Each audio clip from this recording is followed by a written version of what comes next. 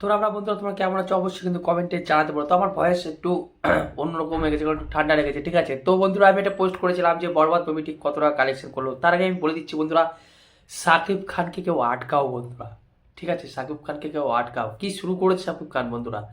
সাকিব খানের সঙ্গে যত মুভি রিলিজ হয়েছে তাদের সবাইকে গিলে খেয়ে নিয়েছে বন্ধুরা, কোনো মুভি তার কাছে পাত্তা পাচ্ছে না বন্ধুরা। কি কালেকশন করছে সাকিব খান, আর ফোর্টে যে নেক্সট লেভেল হয়েছে তার একটা প্রমাণ আছে বন্ধুরা। কারণ আমি একটা খবর পেয়েছি, যে খবরটা সত্য কিনা আমাকে কমেন্টে জানাও। একটা সিঙ্গেল স্ক্রিনে সিনেমা হলে রীতিমতো এত ভিড় হয়েছে যে পুলিশকে পর্যন্ত নামতে হয়েছে, ভাবতে পারছো বন্ধুরা।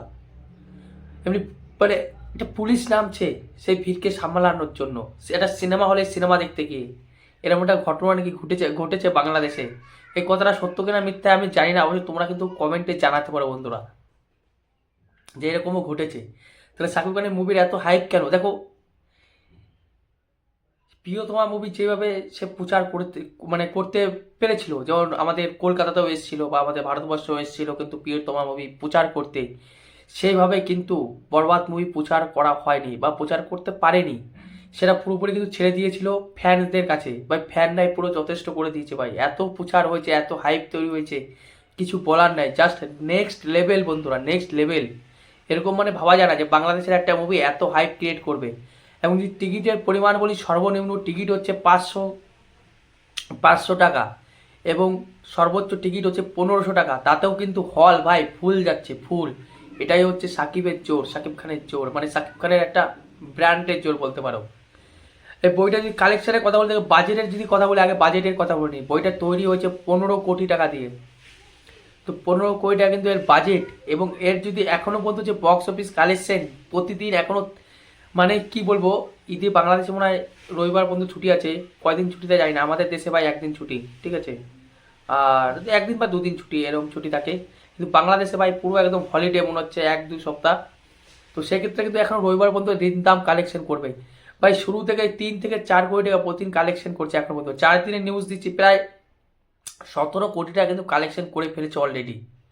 তো 50 কোটি টাকার আর কিছুদিনের অপেক্ষা, তারপরে 50 কোটি টাকা কিন্তু এমনি কালেকশন হয়ে যাবে। আজকের যদি কথা বলি, আজকে 4.5 কোটি টাকা কালেকশন করছে বন্ধুরা, বা করতে চলেছে 4.5 কোটি টাকা।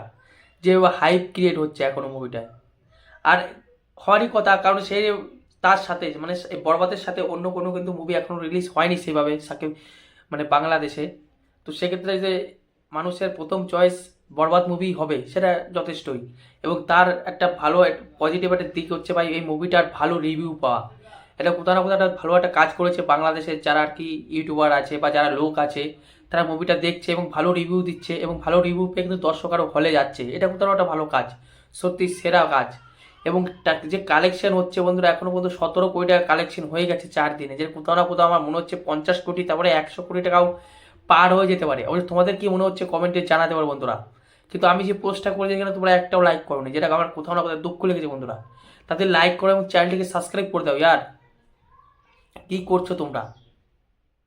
এত সুন্দর সুন্দর নিউজ নিয়ে আসছি তোমাদের জন্য, আর তোমরা আমাকে পাত্তাই দিচ্ছ না। লে হলুয়া, এটা তো চলতে পারে না বন্ধুরা। তাদের একটা লাইক করো, চ্যানেলটিকে সাবস্ক্রাইব করে দাও। তোমরা এদের একটি লাইক এবং সাবস্ক্রাইবার আমাকে আরও ভালো ভালো ভিডিও তৈরি করতে পারি অনুপ্রেরণা যোগাবে, তারপরেই তো আমি আরও ভালো ভিডিও করব। তাতে লাইক করে, চ্যানেলে সাবস্ক্রাইব করে দাও। এই খবরটা তোমাদের কেমন লাগলো ভাই? জিও বরবাদ মুভি বাংলাদেশ সত্যি সেরা মুভি হয়েছে, কেউ আটকাতে পারবে না। 50 কোটি, তারপরে 100 কোটি টাকা মনে হয় চলে যাবে, ঠিক আছে। এতটা হাইপ, এতটা ক্রেজ শাহরুখ খান সাকিব খানের জন্যই হয়েছে। এবং বাংলাদেশের 1 নম্বর হিরো হচ্ছে সাকিব খান, কেউ মানুক আর না মানুক। কারণ সাকিব খানের সময় সময় যায় হিরোগুলো আছে, তাদের চেহারাটা একবার দেখো তারা কেমন হয়ে গেছে। কিন্তু সাকিব খান এখন নিজের চেহারাটাকে ধরে রেখেছে, এখন আরও নাইস লুক লাগছে বন্ধু সাকিব খানকে। এবং এই মুভিতে আরও কে কে আছে তোমরা সকলেই জানো। সাকিব খান তো রয়েছে, যিনি বাংলাদেশের সুপারস্টার। তারপরে প্যান ইন্ডিয়া সুপারস্টার রয়েছে যিশু সেনগুপ্ত। তারপরে আম, আমাদের ইন্ডিয়ারই একজন নায়িকা রয়েছে, ওনার নামটা গেলে আমি ভুলে যাই বন্ধুরা। নায়িকাটার নামটা বলো। তারপর নুসরত জাহান তো একটা টাইটেল সঙ্গে নেচেছেন, সেটা কোথাও না কোথাও ভালো হয়েছে। আর নায়িকাটার নাম আমি বারবার ভুলে যাই বন্ধুরা, কি পাল জানো, ওই নামটা আমি ভুলে যাই। যাই বটে, আমাকে কমেন্টে জানাও, ঠিক আছে। তো রাখছি বন্ধুরা, দেখা হচ্ছে অন্য কোনো ভিডিওতে।